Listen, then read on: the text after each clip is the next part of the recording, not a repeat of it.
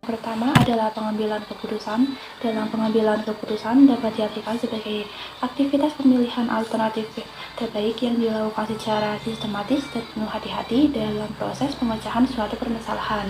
Nah, jadi sebelum memecahkan suatu permasalahan, kita itu mengambil sebuah keputusan yang diambil dari beberapa alternatif atau dari beberapa solusi yang ada.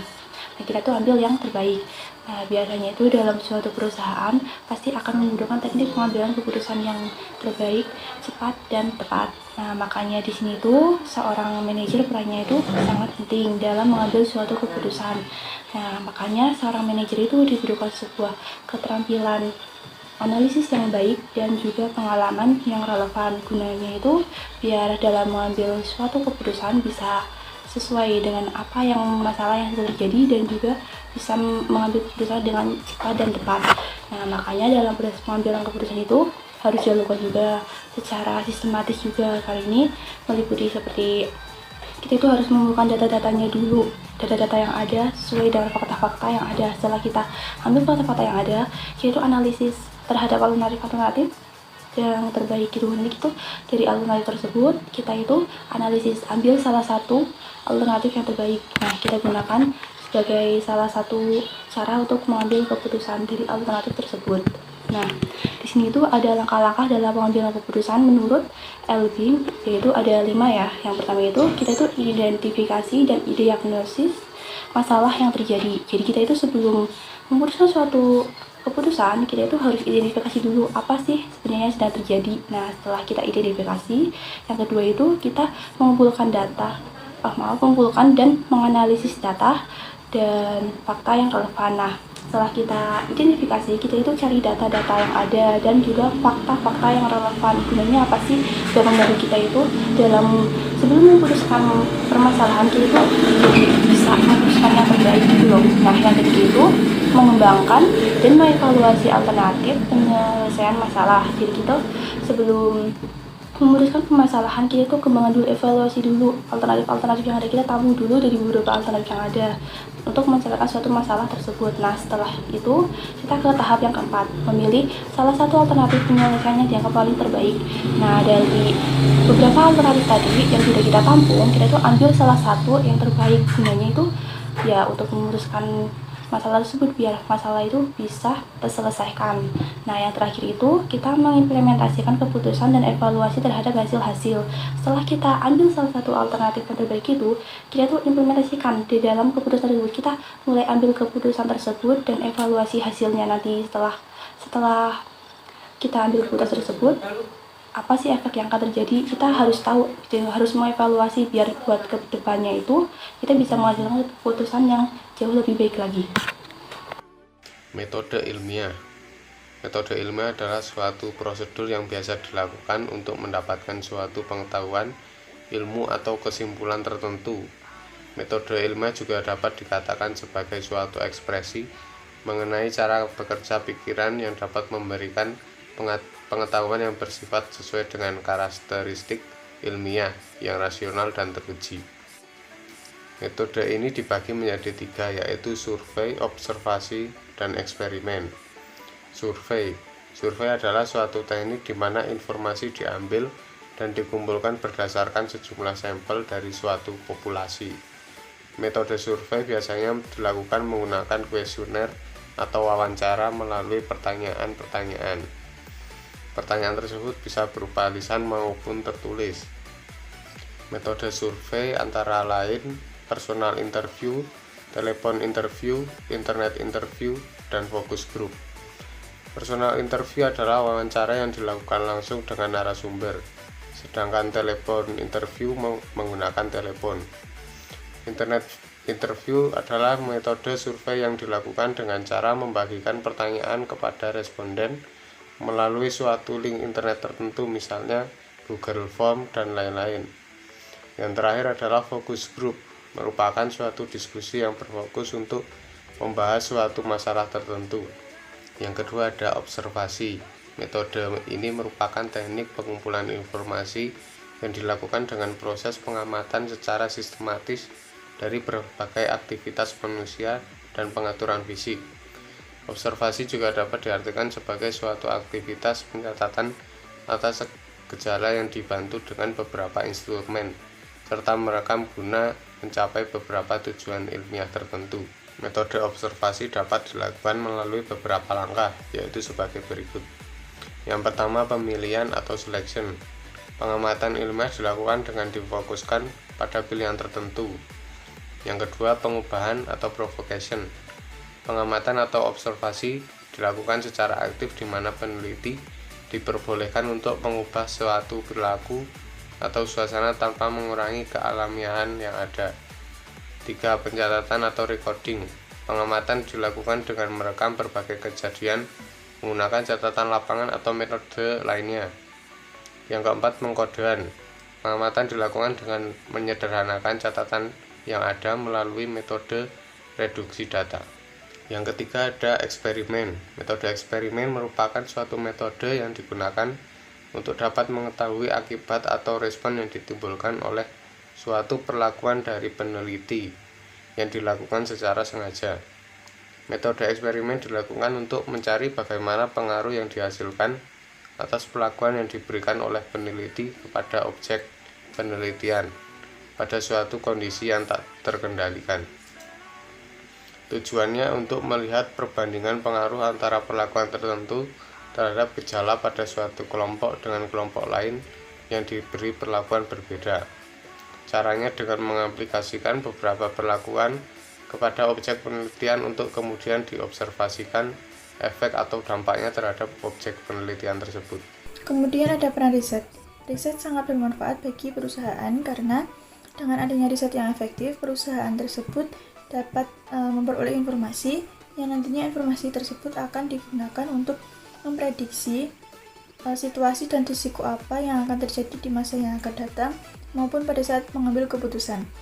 Peran riset yang pertama yaitu untuk mengetahui jenis produk apa yang akan diminati oleh para konsumen di masa yang akan datang, dan yang kedua untuk mengetahui jenis investasi apa yang dapat memberikan keuntungan yang tinggi bagi sebuah perusahaan di masa depan, dan yang ketiga untuk mengetahui keinginan dan kebutuhan para konsumen di masa depan, dan yang keempat untuk meningkatkan penjualan bagi perusahaan tersebut, dan yang terakhir untuk mendukung pembuat keputusan agar memperoleh informasi sehingga dapat menentukan keputusan yang benar dan tepat. Keempat, analisa tren. Analisa tren merupakan suatu analisis statistik yang dilakukan dengan membandingkan suatu data dari waktu ke waktu. Periode waktu yang digunakan dalam melakukan analisis tren ini relatif lama. Analisis tren dibagi menjadi 3, yaitu freehand method atau metode garis tren secara bebas. Menggambarkan tren dengan metode bebas ini sangat mudah dan sederhana. Hanya dengan mengamati sebaran data bisa diketahui kecenderungan garis tren dari pola data tersebut.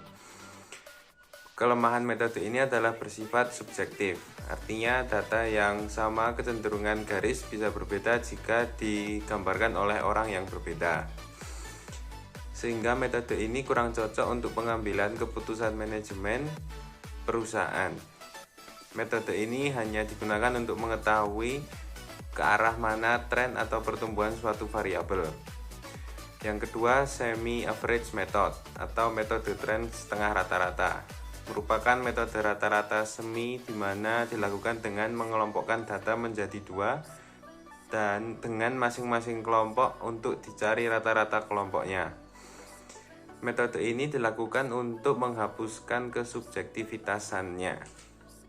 Langkah-langkah untuk menggunakan metode ini adalah: pertama, kelompokkan data yang ada menjadi 2 kelompok dengan jumlah yang sama. Apabila jumlah keseluruhan data ganjil, maka data yang berada di tengah bisa diduplikasikan, kemudian dihitung di masing-masing kelompok. Kemudian menghitung rata-rata pada kelompok pertama atau X1 dan kelompok kedua atau X2. Letakkan X1 pada pertengahan dari kelompok 1 dan X2 pada pertengahan kelompok 2. Selanjutnya hitunglah selisih dari kedua data tersebut dengan cara jumlah X2 dikurangi jumlah X1. Jika selisihnya bernilai negatif, maka tren tersebut mengalami penurunan. Sedangkan selisihnya bernilai positif, maka tren tersebut sedang mengalami kenaikan. Rumusnya yaitu Y sama dengan nilai tren periode tertentu. A kecil sama dengan nilai rata-rata kelompok, B kecil dalam kurung jumlah X2 dikurangi jumlah X1 per N, sedangkan N adalah jumlah periode antara rata-rata kelompok 2 dan 1. Kemudian analisa tren yang terakhir yaitu least square method, merupakan metode yang dilakukan dengan menentukan persamaan menggunakan garis yang mempunyai total penjumlahan paling kecil dari kuadrat selisih data asli dengan garis pada data tren dengan menggunakan formula Y sama dengan A plus BX dengan keterangan Y sama dengan nilai dari ramalan tren, A sama dengan konstanta, B sama dengan slope atau perubahan nilai Y dari waktu ke waktu, dan X periode waktu ke waktu. Kemudian B sama dengan total XY per X pangkat 2. A sama dengan total Y per N sama dengan B dikali dengan total X per N. Kemudian ada korelasi. Korelasi merupakan metode analisis yang digunakan untuk mencari besaran yang mempresentasikan hubungan antara variabel. Langkah-langkah yang dapat dilakukan dalam mencari korelasi yaitu 1. Menentukan standar deviasi dari masing-masing variabel yang akan diuji dengan menggunakan formula Sx pangkat 2 sama dengan X min rata-rata sampel kuadrat per N-1. Sy kuadrat sama dengan Y per rata-rata sampel Y kuadrat per N-1. Kemudian langkah yang kedua yaitu nilai standar deviasi yang telah dicari diubah dalam bentuk standar skor dengan menggunakan rumus Zx sama dengan X min rata-rata sampel X per Sx. Kemudian Zy sama dengan Y min rata-rata sampel Y per Sy. Langkah yang ketiga yaitu dengan mencari besar koefisien korelasi dengan menggunakan rumus R sama dengan Zx kali Zy per N-1 dengan keterangan R adalah koefisien korelasi, N merupakan jumlah data, Zx sama dengan standar skor untuk variabel X dan Y sama dengan standar skor untuk variabel Y. Kemudian ada perkiraan gabungan. Perkiraan gabungan merupakan metode gabungan dari beberapa metode seperti metode analisis, ekonometri, dan kecenderungan dengan tujuan untuk melengkapi kekurangan dari setiap metode. Metode perkiraan gabungan terbilang cukup rumit karena menyertakan besarnya pertumbuhan penduduk, jumlah pelanggan, serta besarnya konsumsi pelanggan di masing-masing sektor penelitian. Menggunakan ukuran untuk menyimpulkan data.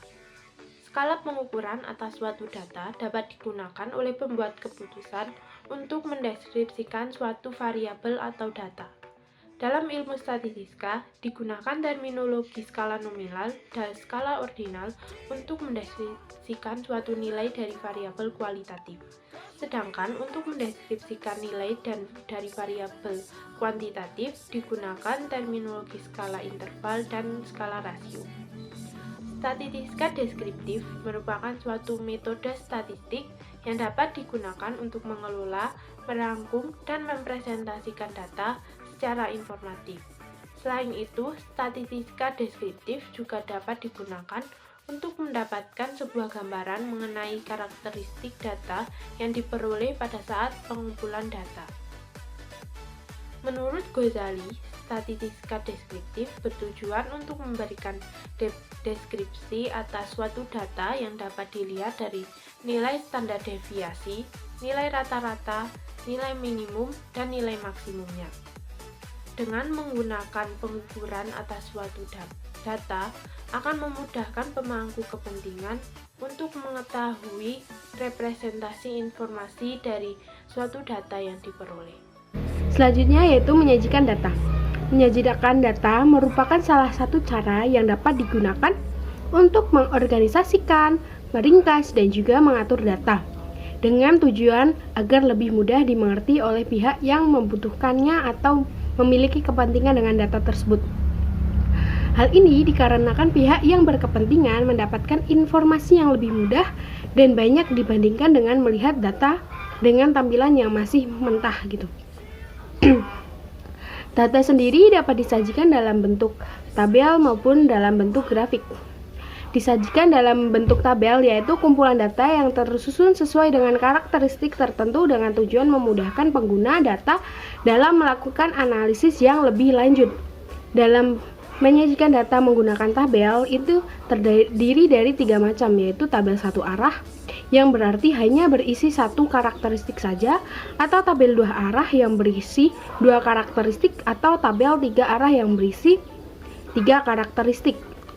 Selanjutnya yaitu menyajikan data dalam bentuk grafik.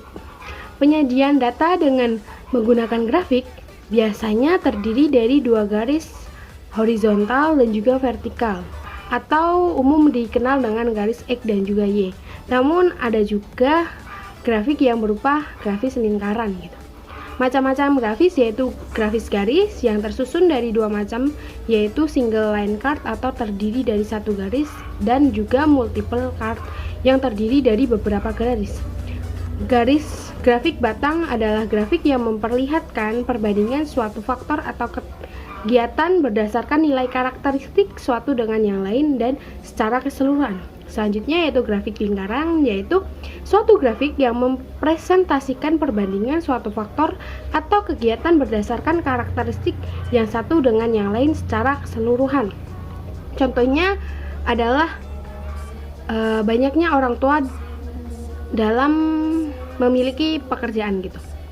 Selanjutnya yaitu grafik piktogram, yaitu suatu grafik yang memiliki bidang koordinat X dan Y dijelaskan dengan gambar yang mempunyai ciri khusus atas suatu karakteristik.